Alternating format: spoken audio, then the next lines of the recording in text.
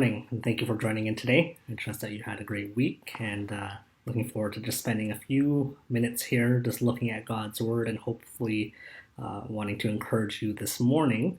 And this week, as I was studying, getting ready for Kids Church, we're actually preparing to teach the lesson on Joshua and the walls of Jericho and the spies that went into the land of Canaan. And there's a lot to learn there, a lot to unpack, and I wanted to share that story this morning. So I'm going to be reading from Numbers chapter 13. I'll read a few verses here. We'll read starting at verse number 17, and then I'll skip ahead a little bit. But just to give you some background on this story. So if you'd like to join me this morning, Numbers 13, starting at verse 17. And Moses sent them to spy out the land of Canaan, and said unto them, Get you up this way southward, and go up into the mountain, and see the land, what it is, and the people that dwelleth therein, whether they be strong or weak, few or many, and what the land is that they dwell in, whether it be good or bad, and what cities they be that they dwell in, whether in tents or in strongholds, and what the land is, whether it be fat or lean, whether there be wood therein or not. And be ye of good courage, and bring of the fruit of the land. Now the time was the time of the first ripe grapes. And then jump to verse 25. And they returned from searching of the land after 40 days. And they went and came to Moses and to Aaron and to all the congregation of the children of Israel, unto the wilderness of Paran to Kadesh, and brought back word unto them and unto all the congregation, and showed them the fruit of the land. And they told him and said, We came unto the land whither thou sentest us, and surely it floweth with milk and honey, and this is the fruit of it. Nevertheless, the people be strong that dwell in the land, and the cities are walled and very great. And moreover, we saw the children of Anak there. The Amalekites dwell in the land of the south, and the Hittites and the Jebusites and the Amorites dwell in the mountains, and the Canaanites dwell by the sea and by the coast of Jordan. And Caleb stilled the people before Moses, and said, Let us go up at once, and possess it, for we are able to overcome it. But the men that went up with him said, We are not able to go up against the people, for they are stronger than we. And they brought up an evil report of the land which they had searched unto the children of Israel, saying, The land through which we have gone to search it is a land that eateth up the inhabitants thereof. And all the people that we saw in it are men of great stature.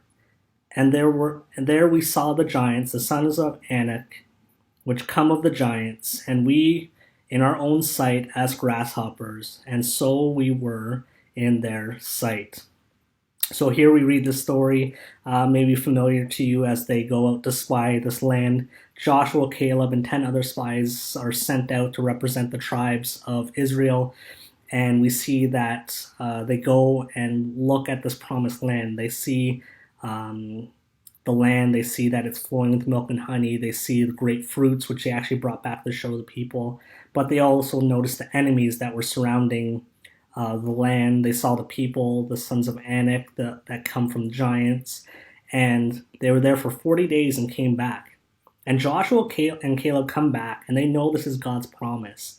And they bring back a good report. They say, Look, we've been there. We see how great this land is. Yes, the people are strong, but we can do this. Let's go and take this. And even the verse here says that Caleb stilled the people. He saw that they were worried about their what they had seen, but he was able to still the people and encourage them to go and take the land. But that's when these 10 other spies speak up and they say, Look, we cannot do this. We don't care what the promise of God says. We can't do it. We can't take these people.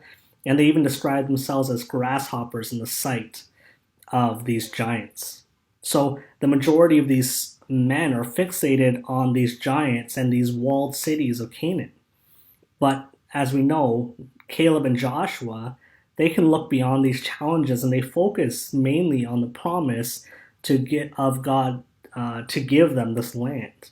It wasn't so much that they were relying solely on their strength and ability, because they knew the challenge, but they knew if God had promised them this land, that he would enable them to take it. So these other 10 spies, they were really self-focused. We know this because they said, look, we're like grasshoppers. What can we do to this land? So they lacked self-esteem or confidence, which really means that they were self-reliant. They were trusting in their own strength, which means they were ignoring God's promise and his strength for them to take that land. And I want to remind you today that we shouldn't have self-doubt when it comes to God's word. Yes, we may doubt our abilities, and maybe there is a lack of abilities there, and that's totally fine because God doesn't use us based on our abilities. God uses us on the strength and the skills that he provides and gives to us. When he promises us something in his word, or he promises to bless us with something, it's through his abilities and his strength that he provides those for us.